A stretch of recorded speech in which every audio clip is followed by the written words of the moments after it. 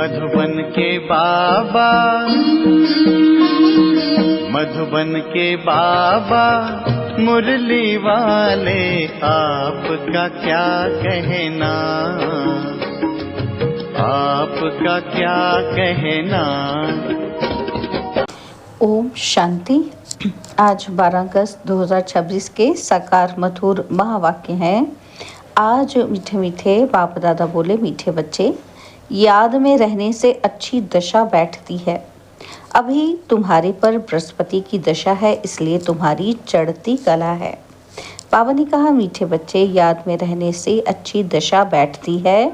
अभी तुम्हारे पर बृहस्पति की दशा है, इसलिए तुम्हारी चढ़ती कला है। बाबा ने आज प्रश्न पूछा कि यदि योग पर पूरा अटेंशन नहीं है तो उसकी रिजल्ट क्या होती। निरंतर याद में रहने की युक्तियां क्या है। उत्तर में बाबा समझाते हैं कि अगर योग का पूरा अटेंशन नहीं है तो चलते चलते माया की प्रवेशता हो जाती है, गिर पड़ते हैं। और दूसरा, देह अभिमानी बन अनेक भूलें करते रहते हैं। माया उल्टे कर्म कराती रहती है, पतित बना देती है। निरंतर याद में रहने के लिए मुख में मुहल्ला डाल दो, क्रोध नहीं करो। देह सहित सब कुछ भूल मैं आत्मा परमात्मा का बच्चा हूँ, ये अभ्यास करो। योग बल से क्या क्या प्राप्तियाँ होती हैं उन्हें स्मृति में रखो। मुरली का गीत है ओम नमः शिवाय। ओम शांति। मीठे मीठे रूहानी बच्चों ने अपने रूहानी बाप शिव बाबा की महिमा सुनी। जब पाप बढ़ते हैं अर्थात मनुष्य पाप आत्माएं बन जाते हैं, तब ही पतित पावन बाप आते हैं, आकर के पतितों को पावन बनाते हैं। उस बेहद के बाप की ही महिमा है, उसको वृक्षपति भी कहा जाता है। इस समय बेहद के बाप द्वारा बेहद की दशा बृहस्पति की तुम पर बैठी हुई है। खास और आम 2 अक्षर होते हैं ना, इनका भी अर्थ यहाँ ही सिद्ध होता है। बृहस्पति की दशा से खास भारत जीवन मुक्त बन जाता है, अर्थात अपना स्वराज्य पद पाते हैं। क्योंकि सच्चा बाप जो है, जिसको ट्रुथ कहते हैं, वो आकर हमको नर से नारायण बनाते हैं। बाकी जो हैं वह नंबरवार अपने अपने धर्म के सेक्शन में जाकर बैठेंगे और आएंगे भी नंबरवार। कलयुग अंत तक आते रहते हैं। हर एक आत्मा को अपने अपने धर्म में अपना अपना पाठ मिला हुआ है। राजाई में राजा से लेकर प्रजा तक सबको अपना अपना पाठ मिला हुआ है। नाटक है भी राजा से लेकर प्रजा तक, सबको अपना अपना पाठ बजाना होता है। अब बच्चे जानते हैं कि हमारे ऊपर अभी बृहस्पति की दशा बैठी है। ऐसे नहीं कि एक ही दिन बैठती है, नहीं, तुम्हारी बृहस्पति की दशा चल रही है। अभी तुम्हारी चढ़ती कला है, जितना याद करेंगे उतना चढ़ती कला होगी। याद भूलने से माया के विघ्न आते हैं, याद से दशा अच्छी बैठती है। अच्छी रीति याद नहीं करेंगे तो जरूर गिरेंगे ही, फिर उनसे कुछ ना कुछ भूलें होंगी। बाबा ने समझाया है, ड्रामा अनुसार सब धर्म वाले जो भी हैं 1-2 के पिछाड़ी पाठ बजाने के लिए आते हैं। बच्चे जानते हैं स्वर्ग की दशा अर्थात जीवन मुक्ति की दशा अब हमारे ऊपर बैठी है। यह ड्रामा का चक्र कैसे फिरता है, इसको भी डिटेल में समझना है। यह सृष्टि ड्रामा का चक्र खास भारत पर बना हुआ है। बाप भी भारत में ही आते हैं। गाया हुआ है, आश्चर्यवत सुनंती कथनती बाघंती। चलते चलते माया की प्रवेशता होने के कारण गिर जाते हैं, पूरा टेंशन नहीं देते हैं योग पर। और फिर बाप आकर संजीवनी बूटी देते हैं, अर्थात सुरजीत करने वाली बूटी देते हैं। हनुमान भी तुम हो, बाप ने समझाया है। इस समय रावण को भगाने के लिए ये बूटी सूंघा देता हूँ। बाप तुमको सब सत्य बातें बताते हैं। सत्य है ही एक बाप जो आकर तुमको सत्यनारायण की कथा सुनाए, सत्युग की स्थापना करते हैं। इनको कहा ही जाता है ट्रुथ, सत्य बतलाने वाला। तुमको कहते हैं तुम शास्त्रों को मानते हो, तो बोलो हाँ, हम शास्त्रों को क्यों नहीं मानते। जानते हैं कि ये सब भक्ति मार्ग के शास्त्र हैं, ये तो हम मानते हैं। ज्ञान और भक्ति जो चीज़ है, जब ज्ञान मिलता है फिर भक्ति की क्या दरकार है। भक्ति माना उतरती कला और ज्ञान माना चढ़ती कला। इस समय भक्ति चल रही है, अभी हमको ज्ञान मिला है जिससे सद्गति होती है। भक्तों की रक्षा करने वाला एक ही भगवान है।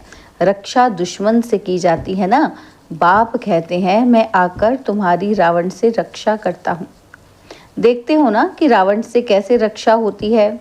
इस रावण पर जीत पानी है। बाप समझाते हैं मीठे बच्चे, इस रावण ने तुमको तमो प्रधान बनाया है। सत्य को कहा जाता है सतो प्रधान स्वर्ग, और फिर कला कम होती जाती है। अंत में जब बिल्कुल ही देह अभिमान में आ जाते हैं तो पतित बन जाते हैं। नया मकान बनता है, मास के बाद फिर 6 मास के बाद कुछ ना कुछ कला कम हो जाती है। हर वर्ष मकान को पोछी लगाते हैं, कला तो कम होती जाती है ना। नई से पुरानी और पुरानी से फिर नई, ये शुरू से लेकर हर चीज का होता आया है। समझा जाता है ये मकान 100-150 वर्ष तक चलेगा। बाप समझाते हैं सतयुग कहा जाता है नई दुनिया से, और फिर त्रेता 25% कम कहेंगे क्योंकि थोड़ा पुराना हो जाता है। वो है चंद्रवंशी, उनकी निशानी देते हैं क्षत्रिय, क्योंकि नई दुनिया के लायक नहीं बने इसलिए कम पोजीशन हो गया। सब चाहते हैं कृष्णपुरी में जाएं, ऐसे थोड़े कभी कहते हैं कि रामपुरी जाएं। सब कृष्णपुरी के लिए कहते हैं, गाते भी हैं ना कि चलो वृंदावन भजो राधे गोविंद, तो वृंदावन की बात है। अयोध्या के लिए नहीं कहेंगे। श्री कृष्ण के ऊपर सबका बहुत प्यार रहता है। श्री कृष्ण को बहुत प्यार से याद करते हैं। श्री कृष्ण को देखते हैं तो कहते हैं कि इन जैसा पति मिले, इन जैसा बच्चा मिले, इन जैसा भाई मिले। सेंसिबल बच्चे अथवा बच्चियां जो होते हैं वो श्री कृष्ण की मूर्ति सामने रखते हैं कि इन जैसा बच्चा मिले। श्री कृष्ण के प्यार में बहुत रहते हैं ना। सब चाहते हैं कृष्णपुरी। अभी तो है कंसपुरी, रावण की पुरी। कृष्णपुरी का बहुत महत्व है। श्री कृष्ण को सब याद करते हैं। तब बाप कहते हैं तुम इतना समय याद करते आए हो, अब कृष्णपुरी में जाने का पुरुषार्थ करो। इनके घराने में तो जाओ। सूर्यवंशी 8 घराने हैं, तो इतना पुरुषार्थ करो जो राजाई में आकर राजकुमार से झूलो। ये समझ की बात है ना। तो बाप कहते हैं बच्चे जितना हो सके मन मना भव रहो। याद में ना रहने से गिर पड़ते हैं। ज्ञान कभी गिराता नहीं, याद में नहीं रहते तो गिर पड़ते हैं। इस पर ही अल्लाह अव्वल दीन हातम ताई के नाटक भी बने हुए हैं। याद में रहने के लिए ही मुख में मुहल्ला डाल देते थे। किसी को क्रोध आता है तो बोल पड़ते हैं, इसलिए कहते हैं कि मुख में कुछ डाल दो। बात ही नहीं करें तो क्रोध आएगा ही नहीं। बाप कहते हैं कभी भी कोई पर क्रोध नहीं करो, परंतु इन बातों को पूरा ना समझकर शास्त्रों में कुछ ना कुछ डाल दिया है। बाप यथार्थ बैठ समझाते हैं। बाप जब आए तभी तो आकर समझाए। जो होकर जाते हैं उन्हों की महिमा गाई जाती है। टैगोर झांसी की रानी होकर गई, फिर उनके नाटक बनाते हैं। अच्छा, शिव भी होकर गए हैं तभी तो शिव जयंती मनाते हैं ना। परंतु शिव कब आया, क्या आकर किया, ये पता नहीं। वो तो सारी सृष्टि का बाप है, ज़रूर आकर सबको सद्गति दी होगी। इस्लामी, बौद्धी आदि जो भी धर्म स्थापन करके गए हैं उनकी जयंती मनाते हैं। तिथि तारीख सभी की है, इनका किसी को पता ही नहीं। कहते भी हैं क्राइस्ट से इतने वर्ष पहले भारत पैराडाइज था। स्वस्तिका जब बनाते हैं तो उसमें पूरे 4 भाग करते हैं, 4 युग है, आयु कम जास्ती हो न सके।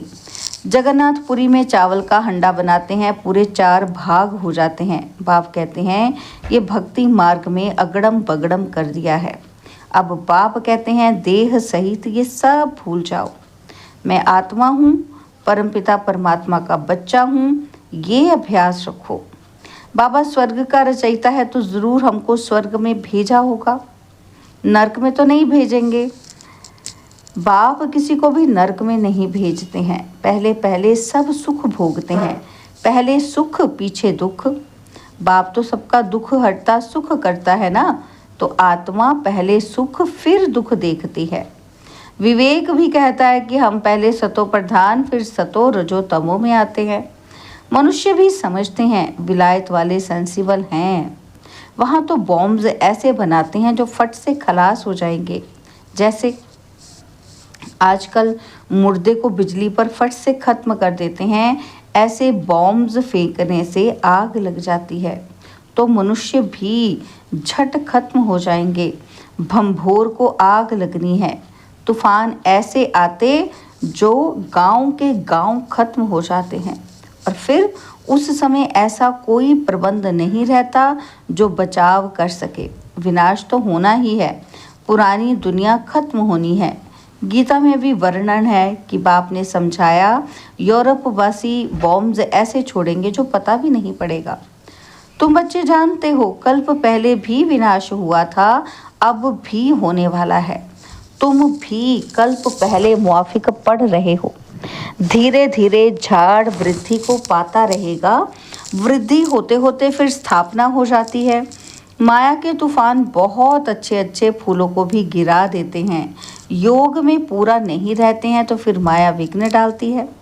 बाप का बच्चा बन पवित्रता की प्रतिज्ञा कर फिर अगर विकार में गिरते हैं तो नाम बदनाम कर देंगे।